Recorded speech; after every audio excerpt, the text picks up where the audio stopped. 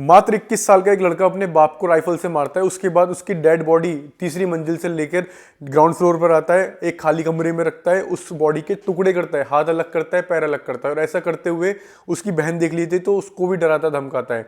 उसके बाद जो उसके हाथ पैर उसने काटे होते हैं वो जाके शहर के बाहर फेंक देता है एक प्लास्टिक बैग में, और जो बॉडी का मेन पार्ट होता है वो एक नीले ड्रम में करके रख देता है। बाद में पुलिस थाने जाता है और अपने ही बाप की मिसिंग रिपोर्ट लिखवाता है। लेकिन सवाल यह कि उसने इतना बड़ा क्राइम करा क्यों? वो इसलिए क्योंकि उसका बाप सिर्फ इतना चाहता था कि वो पढ़ लिख कर उसका बेटा डॉक्टर बन जाए, लेकिन वो चाहता था कि वो फैमिली बिजनेस ज्वाइन कर ले।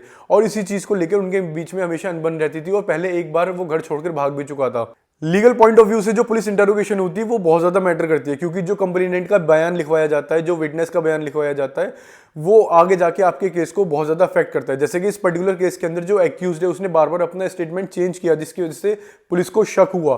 दूसरी चीज ये कि जो पुलिस को कोई भी कन्फेशन दिया जाता है वो कोर्ट के अंदर एडमिसिबल नहीं है। अगर मैं कल को जाके पुलिस को ये बोलूँ कि मैंने मर्डर किया है, तो कोर्ट में उसकी कोई मान्यता नहीं है। पुलिस को दिए हुए कन्फेशन का सिर्फ उतना ही हिस्सा एडमिसिबल हो सकता है कोर्ट के अंदर जिससे कोई फैक्ट निकल कर सामने आए। जैसे कि इस पर्टिकुलर केस में उसने पुलिस को बताया कि उसने टुकड़े करे और ब्लू ड्रम में रखे हैं। जब पुलिस घर पहुंची तो उस ब्लू ड्रम में टुकड़े हुए मिले, तो ये एडमिसिबल होगा। ये क्राइम इतनी ज्यादा बेरहमी और इतनी ज्यादा हीनियस तरीके से किया गया है कि जो उसने बॉडी को काटा है उसके बाद जो सर है वो अभी तक भी मिसिंग है।